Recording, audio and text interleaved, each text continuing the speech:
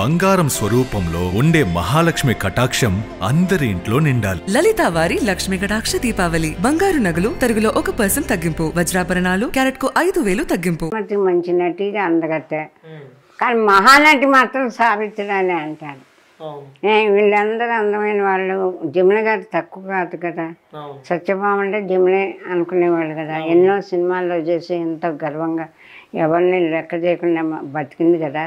ఆవిడ పోతే మామూలుగా పక్కింటి వాళ్ళు పోతే ఎట్లా మనం పోయిందా పిల్లపోయిందా అన్నట్టుగా మామూలుగా ఏదో చూస్తారు కదా ఎవరైనా పక్కింట్లో.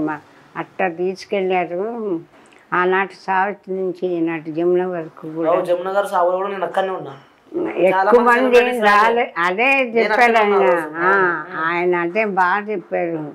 ఆయన పేరేంటో మర్చిపోయాను. హీరోలు కూడా వెళ్ళలేదు. కొంతమంది వెళ్ళి ఇలా చూసి అలా వచ్చేసారట. ఆవిడ ఎంత ఘనంగా సాగనంపాలి కదా. అలాంటి మహానటి మరి మన గుమ్మడి గారు ఏదో పాత ఇంటర్వ్యూ చూస్తున్నాను. ఆయన మాట్లాడు సావిత్రి లాంటి మహానటి ఒక దశాబ్దానికి కానీ మళ్ళీ దొరకరు అని. బతుకున్న నాళ్ళు అడుగులకు మడుగులు మహానటి అని ఎంత అడిగితే అంతా ఇచ్చి చచ్చిపోయకపోయిందో పెడపోయిందో అంటే అది న్యాయం కాదు కదా. బతుకుండగా నువ్వు ఏదైనా చేసినా అది వాళ్ళ మనసుకి ఇది వస్తుంది. నేను ఇప్పుడు కూడా నేను ఎవరికైనా ఒక నటుడు ఎవరన్నా బాధల్లో ఉన్నారంటే మనకు చేతనైన సహాయం. ఇప్పుడు నేనే చాలా ప్రమాదస్తు ఎలా బతికానో నాకే తెలియట్లే. నాకు 3 నెలలు 4 నెలల వరకు నాకు అసలు నేను బతుకున్నానా లేదా అనేది కూడా ఈ బయట ఎన్ని రూమర్లు అనుకుంటున్నారు. నా బొమ్మ వేసి పక్కన చిరంజీవి గారు వేసి ఒరే చిరంజీవి అన్ని కోట్లు ఉంచుకొని నాకు 1,00,000 ఇస్తావురా అని నేను అన్నట్టు పెట్టి హెడ్డింగ్ ఇలా అందరి మీద వాళ్ళ అది చూసి నేను అన్నాను, చిరంజీవి గారు చూస్తే కోపం తెచ్చుకోరా, మీకు భయం లేదా ఇవన్నీ చూసి. నా తర్వాత 4 నెలలు పోయి నాకు కొంచెం బతికాను. డాక్టర్లు ధైర్యం చెప్పారు, అమ్మ మీరు ఈ మందులు క్రమం తప్పకుండా వాడితే భగవంతుడి దయ కొద్ది రోజులు మీకు బతుకుతారు, ఏం పర్వాలేదు అని చెప్పి ధైర్యం చెప్పారు. అప్పుడు నాకు నేను చచ్చిపోతే మా అమ్మాయికురాలు కాళ్ళు లేవు, ఆడపిల్ల. దాని జీవితం సెటిల్ చేయకుండా నేను ఈ బహుమతుల చుట్టూరా బిజీగా ఉండి నాటకాలు వేసి ఈ సన్మానాల చుట్టూరా తిరిగి ఇట్లా దాని జీవితం సెటిల్ చేయటం నా బాధ్యత. చేయలేకపోయాను. అనేక కారణాలు. తప్పు నాది. ఏ కారణం ఏదైనా తప్పు నాది. అదే నాకు చాలా భయంకరంగా బాధ పెడుతుంది. ఏం చేయాలి ఇప్పుడు నేను? ఇప్పుడు గబక్కన నేనే అన్నీ అనుభవించాను. ఎన్నో వేల నాటకాలు వేసి ఎంతో పెద్ద పెద్ద వాళ్ళంతా కాళ్ళకు దండం పెట్టారు, 50 సార్లు సన్మానాలు చేశారు, అన్నీ అయిపోయింది. పోతే ఎంత ఉంటే అన్నా ఏం పర్వాలా. అమ్మాయి పరిస్థితి ఏంటనేది నాకు పెద్ద బెంగ. అమ్మాయి కనీసం కాళ్ళన్నా తెప్పించాలి అంటే ఇప్పుడు నా మందులకే బోల్డ్ అవుతున్నప్పుడు నేనే ఇదంటికి అట్లాగా ఫుడ్ సరిగ్గా వాళ్ళందరికి కలిపి వండుతారు పెడతారు, మనకు చేయించదు. సో వీటికే కష్టంగా ఉంటాయి. యాపిల్ జ్యూసులు అవి తాగి బలం తెచ్చుకోవాలంటే ఎట్టా. ఇప్పుడు అమ్మాయికి ఫిజియోథెరపిస్ట్ నుంచి రోజుకి 600-700 ఇవ్వాలి. అమ్మాయికి 4 నెలలు 5 నెలలు చేయించారు. కనీసం ఆడపిల్ల మా పిల్లలు కూడా కదా ఎట్టగట్ట బతుకుతాడు అనుకోండి. అప్పుడు అమ్మాయికి కాళ్ళు నేను బతకనితే కదా అమ్మాయికి కాళ్ళు తెప్పించగలుగుతా. అమ్మాయి కాళ్ళు అదే నాకు బెంగ. నేను కొద్ది రోజులు ఇంకా బతకాలంటే మందులు వాడాలి. మందులు వాడాలంటే ఇప్పటిదాకా ఎలా. ఇంత పెద్ద నటి ఉండి కొన్ని 100 సినిమాలు చేసినారు, నాటక రంగం నుంచి వచ్చినారు. ఇంతకుముందు ఇంటర్వ్యూ చేసినప్పుడు మీకు హార్ట్ ప్రాబ్లం ఉండే, పర్లేదు ఇంకా కొంచెం మంచిగా ఉండే. ఇప్పుడు కిడ్నీ కూడా ఫెయిల్ అయింది. అంటే మీరు ఒక నాటక రంగంలో చేసిర్రు, తర్వాత ఎన్నో అవార్డులు తీసుకుర్రు, ఎన్నో సినిమాలలో నటించిర్రు, చాలా మంది ప్రేక్షకులను మీరు మెప్పించారు. మీ పరిస్థితి ఈ విధంగా ఉంటే ఎవరు ఆదుకోవడానికి వస్తలేరు. ఎవరు రాలేదండి. ఒక్కళ్ళు కూడా ఫోన్ కూడా చేయలేదు కనీసం. అసలు మీకు ఏమనిపిస్తలేదా మరి? అరే ఇంత చేసినా, నేను ఇంత కష్టపడ్డా, ఇంతమందితో నటించినా, నాకు ఎప్పుడు 1 రూపాయి ఇస్తుందని చెప్పి మీకు ఎప్పుడు బాధ అనిపించలే? ఎందుకు అనిపించదండి? అనిపిస్తుంది. కానీ మనం ఏం చేయగలుగుతాం? ఎవరిని కాళ్ళు ఇవ్వలేదు భగవంతుడు. నేను ఇప్పుడు క్యాబ్ పెట్టుకుని మహేష్ బాబుని అడుగుదామని వెళ్తాను అనుకోండి, ఆయన లేదమ్మా షూటింగ్లో ఉన్నారంటారు. ఫోన్ నెంబర్ ఇవ్వండి అంటే రాంగ్ నెంబర్ ఇస్తారు, ఎవరు చెప్పరు. అలా జూనియర్ ఎన్టీఆర్ గారు తోటి 2 సినిమాలు చేశాను. ఆయన ఇప్పుడు బాగానే ఉన్నారు, చాలామందికి హెల్ప్ చేస్తున్నారట. వెళ్ళి కారు పెట్టుకొని వెళ్ళాలని నడవలేను, ఫోన్ నెంబర్లు ఇవ్వరు. నా దగ్గర ఎవ్వరు ఫోన్ నెంబర్ లేదు. పర్సనల్గా నేను క్యాబ్ పెట్టుకొని అందరినీ కలిసిన ఒక్కళ్ళు కూడా ఇంట్లో లేదని అబద్ధాలు చెప్తారు తప్ప ఉన్నారని మాట్లాడినవారు. నిజం నెంబర్ ఇవ్వరు. ఇంకా ఈ క్యాబ్ డబ్బులు కూడా దండకు కదండి.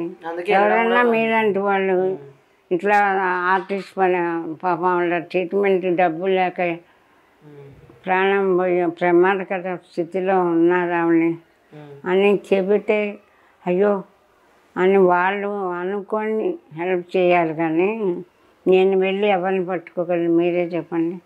చిరంజీవి గారిని అడగలేను, ఎందుకంటే ఆల్రెడీ ఆయన 3 లక్షలు ఇచ్చారు. ఇంకా అడగడానికి నాకే మొహం చెల్లదు.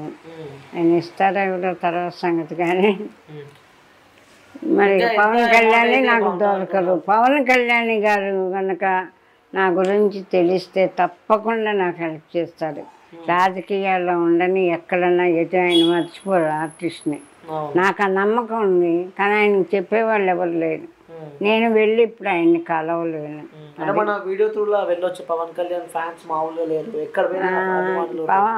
ఫ్రాన్స్ చూస్తారు కానీ వాళ్ళు చెప్పలేదు. వాళ్ళు ధైర్యం చేసి చెప్పరు. నిన్న ఒక ఇంటర్వ్యూలో ఆయన బాలకృష్ణ ఫ్రెండ్ తెలుసు, ఈయన కూడా ఫ్రెండ్. ఆయనతో మాట్లాడారు సార్ బాలకృష్ణ కూడా 2 సినిమాలు చేశారు. ఫస్ట్ బాబాయ్ అబ్బాయి చేశారు ఆయన కొత్తలో హీరోగా వస్తున్నప్పుడు, అందుట్లో ఆయన పక్కన చేశారు. ఆయనతో చెప్పమని ఆయనతో యాక్ట్ చేస్తున్నట్టు ఒక అతను, ఈయనకి ఫ్రెండు. నిన్న వచ్చిన ఆయనకి అడిగితే ఏమన్నా అనుకుంటారా, ఎవరు చెప్పడానికి ధైర్యం చేయదండి. ఇప్పుడు మీరు వెళ్ళి చిరంజీవితో మీరు 3 లక్షలు ఇచ్చారు, చాలా సంతోషం, మీ గురించి చెప్పుకుంటున్నారండి. కానీ ఆవిడ పరిస్థితి ఇప్పుడు బాగాలేదు, అమ్మాయికి కాళ్ళు లేవని మీరు చెప్పగలరా? చెప్పలేరు. ప్రయత్నం చేస్తే పని ఏ హీరో దగ్గరికి వెళ్ళినా ఎవరు ఇంటర్వ్యూ చేసినా ఇప్పుడు మాటిస్తున్నాను మీకు. నేను పావల శ్యామల గారి గురించి నేను పక్కా ప్రశ్నిస్తా, అక్కడ పక్కా అడుగుతాను. అప్పుడు మీరే ప్రాణం దానం చేసిన వాళ్ళు అట్లా చెప్పండి. మీ తప్పకుండా మా క్యూబ్ టీవీ నుంచి మా ఎవరు ఇంటర్వ్యూ చేసినా పావల శ్యామల గారి పరిస్థితి ఈ విధంగా ఉందని చెప్పి ఎంతో చెప్పే ప్రయత్నం అయితే మేము చేస్తాం.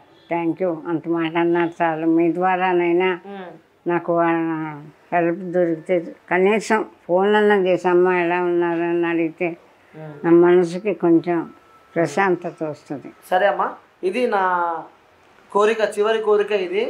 ఇది తీరితే నాకు ఈ జన్మకి ఇది చాలు అని చెప్పి ఇంకేమీ లేదు.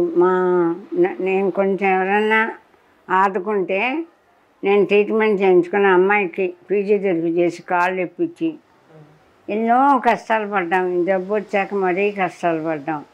50 సంవత్సరాలు ఆర్టిస్ట్గా బతికాను. అడ్రస్ లేని ఆర్టిస్ట్గా కాదు, మంచి ఆర్టిస్ట్గా బతికాను. ఎన్నో సన్మానాలు చేయించుకున్నాను, సినిమాల్లో కాదు నాటక రంగంలో. ఇలా బతకని ఒక ఆర్టిస్ట్ని ఏడుస్తూ దిగులుగా డబ్బులు లేక దీనంగా చచ్చిపోవటం నాకు ఇష్టం లేదు. సంతోషంగా మా అమ్మాయి నేను 1 నెల కలిపి అప్పుడు చచ్చిపోయినా మాకు బాధ లేదు, అట్లా గడపాలి అని ఉంది. అది అంతే నా కోరిక, అదే నా కోరిక. ఓకే అమ్మా, థ్యాంక్ యూ అమ్మా. ఇంత మంచి టైం మీకు ఓపిక లేకపోయినా మా గురించి మీరు ఓపిక తెచ్చుకొని మరి మీరు ఎంతో చాలా లాంగ్లో ఉన్నా నేను, మీరు ఎంతో కష్టపడి నా కోసం వచ్చి నన్ను ఎలా ఉన్నాను పలకరించారు. మీకే హృదయపూర్వకంగా నేను థ్యాంక్స్ చెప్తున్నాను బాబు. మీరు ఎవరికైనా చెప్పి కొంచెం మాకు కొద్ది రోజులు బతికే అవకాశం మీరే ఇవ్వాలి, ఇప్పించారు నాకు. రైట్ వ్యూయర్స్, చూసారు కదా పావల శ్యామల గారి ఇంటర్వ్యూ. తను ఆపరేషన్ వాళ్ళ కూతురు కూడా సర్జరీ చేసుకోలేని సిచ్యువేషన్లో తను ఉన్నదన్నమాట. చాలామంది ఆ రూమర్స్ అయితే క్రియేట్ చేస్తున్నారు, పావల శ్యామల గారికి అంత అమౌంట్ ఇచ్చారు, ఇంత అమౌంట్ ఇచ్చారు అని చెప్పి. వాస్తవంగా మనం పక్కనే ఉన్నాము, పావల శ్యామల గారు కూడా మనతో చెప్పడం జరిగింది ఎవరు ఇయ్యలేరు, కొంతమంది ఇచ్చారు, ఇచ్చింది కూడా వాళ్ళ పేరు కూడా తను నోట్ల నుంచే మనం విన్నాము. సో దయచేసి ఈ వీడియో కొంతమంది మీద తనకి నమ్మకం ఉంది. వాళ్ళ దాకా మన వీడియో ఇది పంపించే ప్రయత్నం అయితే మనం చేద్దాం. సాయం చేయకపోయినా ఈ వీడియో 10 మందికి షేర్ చేసే పవన్ కళ్యాణ్ గారి దగ్గర, అలాగే టాలీవుడ్కి సంబంధించిన కొంతమంది యాక్టర్ల దగ్గర కూడా వెళ్ళడానికి మనం అయితే మీరు చేయాల్సింది ఒకటే, షేర్ చేయండి వీడియో, వాళ్ళ దగ్గరికి వెళ్ళాలి. ఎందుకంటే తన చివరి కోరిక ఏదైతుందో కోరిక తీరినాక నేను హ్యాపీగా చనిపోతా అని చెప్పి కూడా మనతో పాటు పావల శ్యామల గారు చెప్తున్నారు. కెమెరామ్యాన్ సాయితో అనిల్, హైదరాబాద్, విజయవాడ.